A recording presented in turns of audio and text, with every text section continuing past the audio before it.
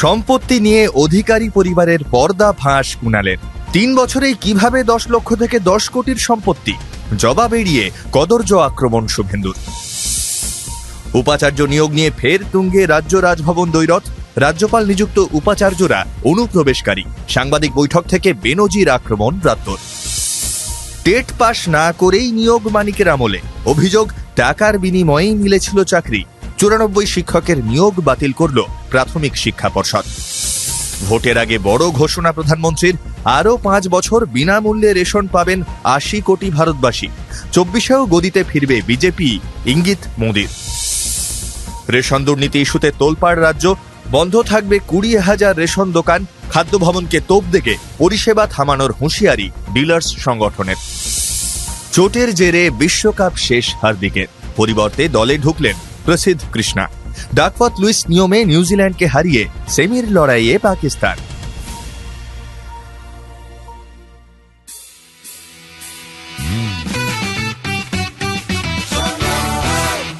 আপনি শুনছেন সংবাদ প্রতিদিন শোনো।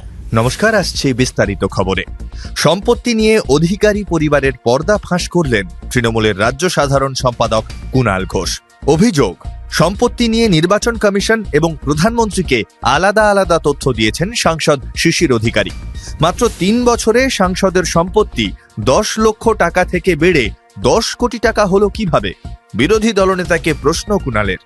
২৪ ঘন্টার মধ্যে অধিকারী পরিবারের সম্পত্তির বেনিয়ম সামনে আসবে বলে আগেই হুঁশিয়ারি দিয়েছিলেন কুণাল ঘোষ। আর শনিবারই প্রথমে এক্স হ্যান্ডেলে, তারপর সাংবাদিক বৈঠক করে নথি সহ সেই তথ্য তুলে ধরলেন তিনি। তার দাবি, ২০০৯ সালে নির্বাচনী হলফনামায় শিশির অধিকারী জানিয়েছিলেন তার মোট সম্পত্তির পরিমাণ প্রায় ১০ লক্ষ টাকা। কিন্তু এরপরই তিনি কেন্দ্রীয় মন্ত্রী হন। ২০১২ সালে প্রধানমন্ত্রীর দপ্তরের ঘোষণা অনুযায়ী সেই সম্পদের পরিমাণই বেড়ে দাঁড়ায় ১০ কোটিরও বেশি। আবার ২০১৯ সালে শিশির জানিয়েছেন সম্পদের পরিমাণ ৩ কোটি। কোন জাদুতে এমন বিপুল পরিমাণ টাকা বাড়ে বা কমে? প্রশ্ন কুণালের। তারপরই বিরোধী দলনেতা শুভেন্দু অধিকারীকে নিশানা করে তার কটাক্ষ, অন্য নেতাদের সম্পত্তি নিয়ে প্রশ্ন তোলার আগে নিজের বাবাকেই প্রশ্ন করা উচিত শুভেন্দুর।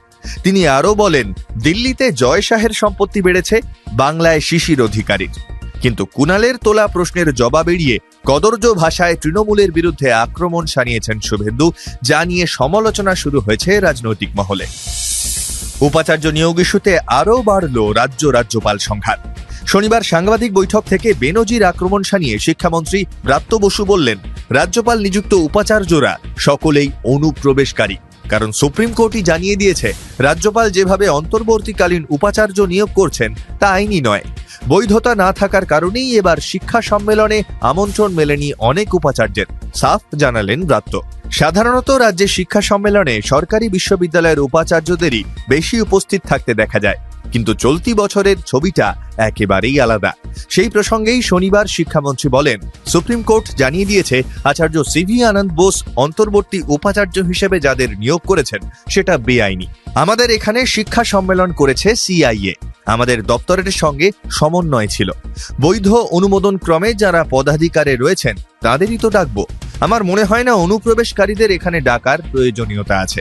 শিক্ষামন্ত্রীর এই মন্তব্যে উপাচার্য নিয়োগ নিয়ে সংঘাত আরও বাড়ল বলেই মনে করছে বাকিবহাল মহল। প্রাইমারি টেট পাস না করেই নিয়োগ মিলেছিল মানিক ভট্টাচার্যের আমলে। অভিযোগ, টাকার বিনিময়ে মিলেছিল চাকরি। এবার নথি খতিয়ে দেখে ৯৪ শিক্ষকের নিয়োগ বাতিল করল প্রাথমিক শিক্ষা পর্ষদ। টেট পাস না করে সার্টিফিকেট হাতে না পেয়েও কিভাবে প্রাইমারি স্কুলের শিক্ষক পদে চাকরি পেলেন ৯৬ জন? ওএমআর শিট বিকৃতি মামলায় প্রাথমিক শিক্ষা পর্ষদকে এমনই প্রশ্ন করেছিলেন কলকাতা হাইকোর্টের বিচারপতি অমৃতা সিনহা। এই মামলায় পর্ষদ আদালতে যে রিপোর্ট পেশ করে তাতেই জানা গিয়েছিল ৯৬ জন শিক্ষক টেট পাস না করেও চাকরিতে যোগ দিয়েছেন। রিপোর্টে পর্ষদ জানিয়েছিল, ওই ৯৬ জনকে চিহ্নিত করে সংশ্লিষ্ট জেলা প্রাথমিক শিক্ষা কমিশনের মাধ্যমে নোটিশ পাঠানো হয়েছিল। বলা হয়েছিল, যদি তারা সময়ের মধ্যে যথোপযুক্ত নথি দেখাতে না পারেন তাহলে চাকরি বাতিলের মতো পদক্ষেপ করা হতে পারে। নথিপত্র প্রকাশের পর ৯৪ জনের নিয়োগে গাফিলতির অভিযোগ প্রমাণ হয়। এরপর শনিবার ৯৪ শিক্ষকের নিয়োগ বাতিলের নির্দেশ দিল প্রাথমিক শিক্ষা পর্ষদ। ছত্তিশগড়ে বিধানসভা ভোটের প্রচার করতে গিয়ে কার্যত লোকসভা ভোটের প্রচারও শুরু করে দিলেন প্রধানমন্ত্রী নরেন্দ্র মোদী। ছত্তিশগড়ের সভা থেকেই তার বড় ঘোষণা, আগামী 5 বছরও বিনামূল্যে রেশন পাবেন 80 কোটি ভারতবাসী। 2020 সালে কোভিড মহামারীর সময় থেকে গোটা দেশে বিনামূল্যে রেশন বন্টন প্রকল্প শুরু করেছিল কেন্দ্র। প্রতি মাসে মাথাপিছু 5 কেজি খাদ্যশস্য বরাদ্দ করা হয়। কোভিড পরবর্তীকালে দফায় দফায় বেড়ে এখনো চলছে এই প্রকল্প। এবার 2029 সাল পর্যন্ত প্রধানমন্ত্রী গরিব কল্যাণ অন্ন যোজনা চালানোর ঘোষণা করলেন প্রধানমন্ত্রী মোদী, যে ঘোষণাকে তাৎপর্যপূর্ণ বলেই মনে করছে রাজনৈতিক শিবির। ছত্তিশগড়ে বিজেপি এই মুহূর্তে বেশ চাপে। সে রাজ্যে দলের মরা গাঙে জোয়ার আনতে পারে প্রধানমন্ত্রীর এই ঘোষণা। একই সঙ্গে এই ঘোষণা যেহেতু কেন্দ্রীয় সরকারের, তাই এই ঘোষণার মাধ্যমে 24-এও বিজেপির গদি দখলের কথাই যেন প্রকারান্তরে বুঝিয়ে দিলেন মোদী, এমনটাই মনে করছে রাজনৈতিক মহল। রেশন দুর্নীতি ইস্যুতে তোলপাড় রাজ্য, গ্রেপ্তার হয়েছেন প্রাক্তন খাদ্যমন্ত্রী জ্যোতিপ্রিয় মল্লিক। এই পরিস্থিতিতে খাদ্য ভবনকে কাঠগড়ায় দাঁড় করিয়েছেন ডিলার সংগঠনগুলি। আগামী মাস অর্থাৎ ডিসেম্বরের শুরুতেই গণবন্টন প্রক্রিয়া বন্ধ রাখার হুঁশিয়ারি দিলেন সংগঠকরা। রেশন দুর্নীতি মামলায় রাজ্য জুড়ে তল্লাশি চলাকালীনই all India fair price shop dealers ফেডারেশনের হুঁশিয়ারি, অনির্দিষ্টকাল ধরে রাজ্যের 20,000-এর বেশি রেশন দোকান বন্ধ রাখা হবে। সংগঠনের দাবি, রেশন দুর্নীতির পিছনে খাদ্য ভবনের একাংশের যোগসাজশ রয়েছে। প্রচ্ছন্ন মদত রয়েছে রেশন দুর্নীতিতে খাদ্য ভবনের রিফর্ম সেল এবং আইটি সেলের একাংশের। এই দুটি সংস্থার অন্যতম কাজ হল রেশন বন্টন প্রক্রিয়ায় তদারকি করা। অভিযোগ, পর্যাপ্ত জায়গার অভাবে অনেক ডিলারদের মাসিক বরাদ্দ খাদ্য সামগ্রী 2টি ধাপে মজুত করতে হয়। সেক্ষেত্রে দ্বিতীয় ধাপের খাদ্য সামগ্রী মেলেনি অনেক দোকানদারেরই। এর ফলে নির্ধারিত কার্ড থেকেও বহু গ্রাহক রেশন পরিষেবা থেকে বঞ্চিত হন। সমস্যার কথা খাদ্য ভবনে জানালেও সুরাহা মেলেনি বলেই অভিযোগ। মাসে 50,000 টাকা কমিশন সুনিশ্চিত করা, করোনাকালে রেশন পরিষেবার বকেয়া টাকা দ্রুত মেটানো, সঠিক ওজনে রেশন দোকানগুলিতে খাদ্যশস্য সামগ্রী পৌঁছে দেওয়া ছাড়াও আরও বেশ কয়েক দফা দাবিতে সরব হয়ে এবার কড়া হুঁশিয়ারি দিলেন সংগঠকরা।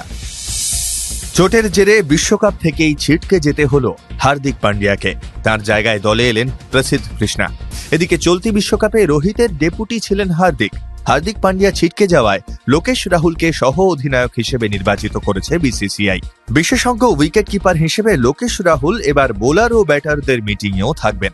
এদিকে বৃষ্টির সহায়তায় নিউজিল্যান্ডকে হারিয়ে সেমির লড়াইয়ে পৌঁছে গেল পাকিস্তান। 31 বছর আগে ইমরান খানের নেতৃত্বে পাকিস্তান যখন ইংল্যান্ডের বিরুদ্ধে হেরে বিশ্বকাপ থেকে বিদায় নেওয়ার দোরগোড়ায়, তখন ঈশ্বরের আশীর্বাদের মতো নেমে এসেছিল বৃষ্টি।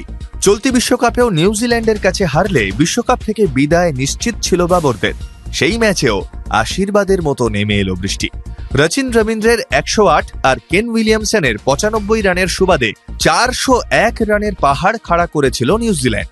জবাবে রান তাড়া করতে নেমে 1 উইকেটে 200 রানে পৌঁছে গিয়েছিল বাবর আজমরা। 126 রান করেন ফখর জামান। অধিনায়ক বাবরের ব্যাট থেকে যোগ হয় 66 রান। কিন্তু এরপরই বৃষ্টি নামতেই বন্ধ করে দিতে হয় খেলা। ডাকওয়ার্থ লুইস নিয়মে 21 রানে ম্যাচ জিতে নিল পাকিস্তান। এই জয়ের ফলে বিশ্বকাপে বাবররা যে শুধু টিকেই রইলেন তাই নয়, সেমিফাইনালের লড়াইতেও এবার ঢুকে পড়ল পাকিস্তান। শুনতে থাকুন সংবাদ প্রতিদিন শোনো।